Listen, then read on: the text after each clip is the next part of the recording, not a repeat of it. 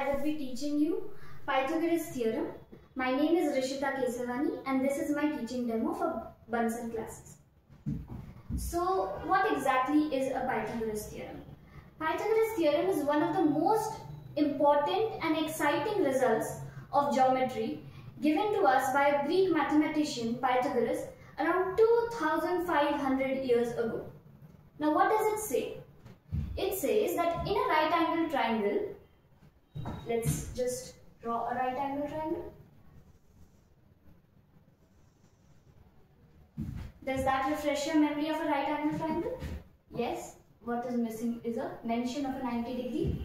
In a right angle triangle, the sum of the sides which make up the right angle, that is this side and this side, the squares of these lengths would add up to the square of the length of the opposite side to the right angle. Now we have some certain specific names for these sides. The side which is opposite to the 90 degree is called hypotenuse. H. Let's just show it with a capital H. This is a hypotenuse. The other two sides are perpendicular and base. Now you would be wondering which one is the perpendicular and which one is the base.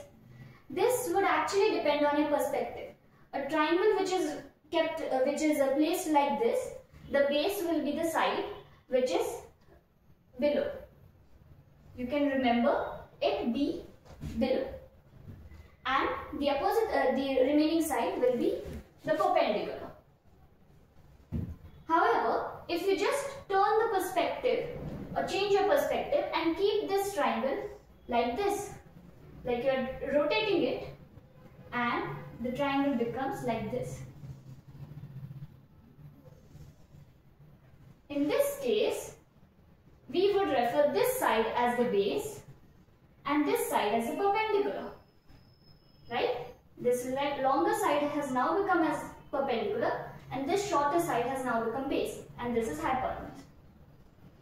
However, we should not get caught up with all these terms, because the only important term is hypotenuse, which is the side opposite to the right angle. The other two sides anyways add up to the square of these opposite sides add up to the square of this side, and since we know that addition is commutative, it doesn't matter which one is perpendicular and which one is base. So now let me write the Pythagoras theorem, which says perpendicular, the length of the perpendicular square plus the length of the base square will add up to the length of the hypotenuse square. Alright?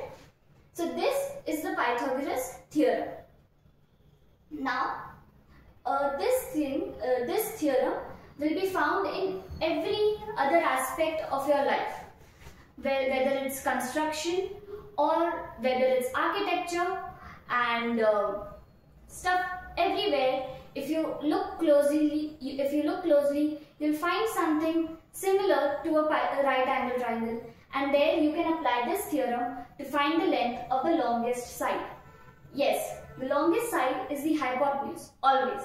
You could think of it because the sum of the squares of these two sides are adding up to the square of a single side, then of course this hypotenuse would be the longest side. Now, is there a proof for this? Yes, there is.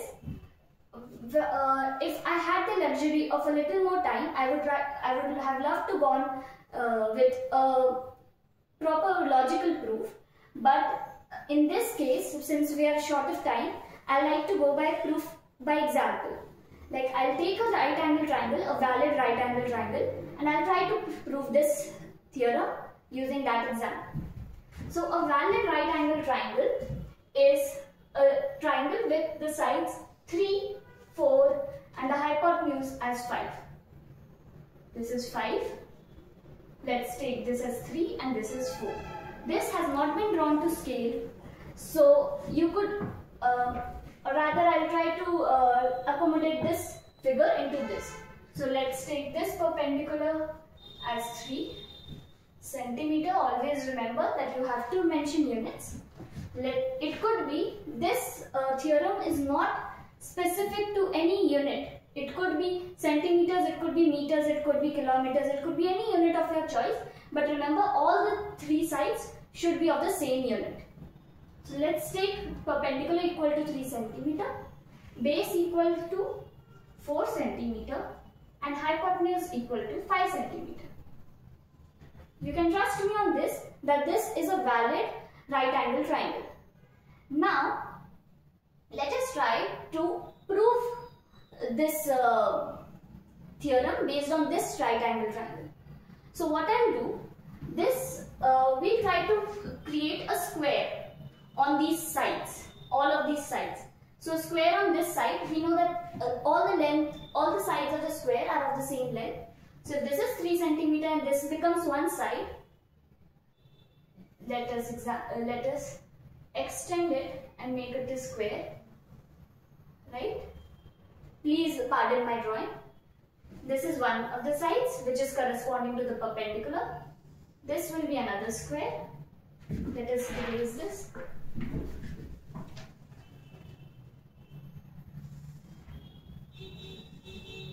And this would be another side. All of these are 90 degrees. If you recall, all these angles in a right and in a square are 90 degrees, and all the sides are equal. So 3 square. We know the area of a square is side squared. So 3 centimeter is this side. Of course, it will be this side and this side and this side. So this area of this square will be 3 squared, 3 centimeters squared to be specific, and that would give us 9 centimeter squared, right? This side is 4 centimeter, so the square is of 4 centimeter each length. So this square, the area of this square, area of a square is side squared. So 4 centimeters squared will give us 16 centimeters square, right? Similarly, this square will have 5 centimeter each side. So the area of this square will be, can you guess it? Yes, that's right. It's 5 centimeters squared, which will be 25 centimeters squared. Now, a quick addition would prove us that 9 centimeters squared plus 16 centimeters squared is indeed 25 centimeters squared, and hence our theorem, Pythagoras theorem, which was p squared plus b squared, that's perpendicular squared plus base squared, is equal to hypotenuse squared, is true, right? So this type of example is not it's not the best proof that you could get, but it's one of the proof which I can give it to you in this short span of time. So this type of proof is called proof by example. Time? No, the 10 minutes done. Okay. So right. So I'll try to conclude right now. So today what we have covered is there's one more thing that I'd like to cover. These type of the numbers 3, 4 and 5, these are a Pythagorean, this is a special set of numbers which is Pythagorean triplets. You could find any Pythagorean triplet. For example, if you have a number n, this could be any number 2, 3, 4, 5. From this, if you have to find a Pythagorean triplet, it would be 2n, n squared plus 1 and n squared minus 1. This set will give you a Pythagorean triplet.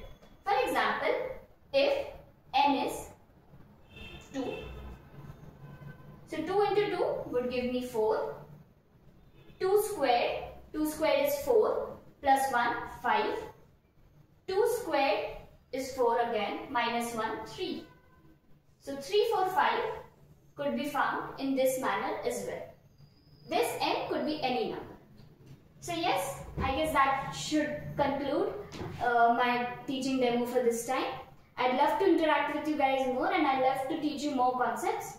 But that's it for today. Thank you.